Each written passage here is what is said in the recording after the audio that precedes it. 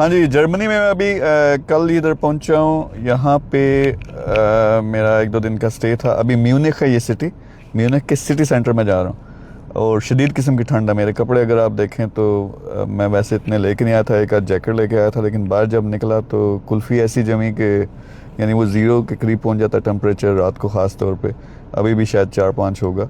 तो बड़ी शदीद किस्म की ठंड है, तो उसके लिए फिर सारे कपड़े लिया, बंदोबस्त किया, पैक हुआ हूँ पूरा। तो यहाँ जर्मनी म्यूनिख के अंदर मेरा 1-2 दिन का स्टे है। फिर उसके बाद निकल रहा हूँ स्विट्ज़रलैंड में। स्विट्ज़रलैंड में एक हफ़्ता पूरा गुजारना है, लेकिन वहाँ ज़बरदस्त सारी जो आप खूबसूरत खूबसूरत जगह देखते रहते हैं वो घूमेंगे। फिर मेरी जो यहाँ पे पूरा विज़िट है, स्विट्ज़रलैंड के बाद फ्रांस है, फ्रांस के बाद बेल्जियम और लक्समबर्ग और देखेंगे। यानी कोई 5-6 मुल्क हैं और 20-30 जगह या सिटीज़ हैं जहाँ पे मैंने जाना है। और फिर कुछ प्राइवेट मीटिंग्स हैं। करता मैं क्यों हूँ ये कि साथ में थोड़ी आउटिंग भी हो जाती है और इम्पोर्टेंट जो मीटिंग्स होती हैं, किसी फिर एरिया के या मुल्क के लोग अरसे से कह रहे होते हैं कि मिल के काम करें, या मेरे अपने कोई प्रोजेक्ट्स चल रहे हैं तो उनको देखने का भी मौका मिल जाता है। तो अभी यहाँ पे इस यूरोप के टूर पे मेरी कुछ मीटिंग्स भी हैं। यहाँ ट्रेड गेट या मीर ग्रुप पूरे का पूरा मैं अब ऑफिशियली लॉन्च करने लगा हूँ। साथ में घूम फिर रहा हूँ और करता मैं इसलिए डिफरेंट कल्चर देखने का मौका मिलता है, डिफरेंट लोगों से मुलाकात होती है, समझ आती है और ज़्यादा लाइफ की फिर किस तरह इंटरेक्ट करना होता है, दिमाग खुलता है। तो आप लोग भी किया करें।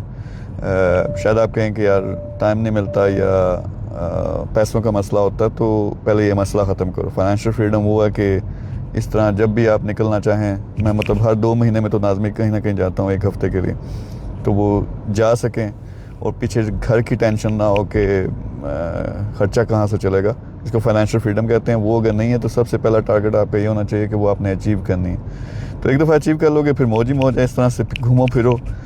दूसरा फिर उसके बाद लेवल आता है कि अब इतने इतने बड़े प्रोजेक्ट्स कर सकते हो कि आप हज़ारों लाखों लोगों को भी फ़ायदा पहुंचा सकते हो। तो ये इंपॉर्टेंट है। तो मैं आपको घुमाऊँ फिराऊँगा अभी स्विट्ज़रलैंड में ख़ास तौर पे।